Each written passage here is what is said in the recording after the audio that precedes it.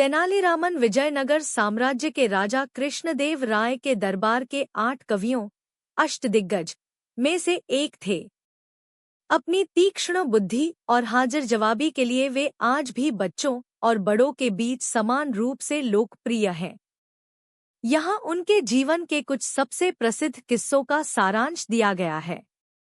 जब तेनालीरामन ने काली माँ को हंसा दिया।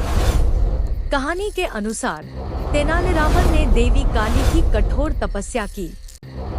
जब देवी प्रकट हुई तो उनके अनेक मुख और हाथ थे। तेनालीरामन उन्हें देखकर जोर-जोर से हंसने लगे। वजह, उन्होंने देवी से पूछा, माता, हमें जब जुकाम होता है तो 2 हाथों से एक नाक संभालना मुश्किल होता है।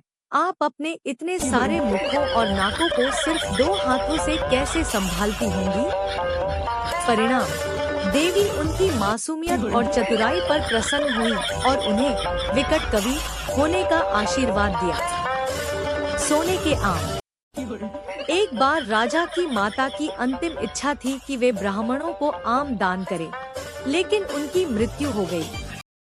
राजपुरोहितों ने लालच में आकर राजा से कहा कि माता की आत्मा की शांति के लिए सोने के आम दान करने होंगे। तेनाली की चतुराई। तेनालीरामन समझ गए कि पुरोहित लालच कर रहे हैं। उन्होंने पुरोहितों को अपने घर बुलाया और कहा कि उनकी माता की याद में वे भी कुछ दान करना चाहते हैं। सबक, जब पुरोहित आए तो तेनाली ने उन्हें गर्म लोहे की सलाखों से दागना शुरू किया। उन्होंने तर्क दिया कि उनकी मां को अंतिम समय में फोड़े हुए थे और वे उन्हें सेकना चाहती थी। पुरोहितों को अपनी गलती का एहसास हुआ और उन्होंने सोने के आम वापस कर दिए।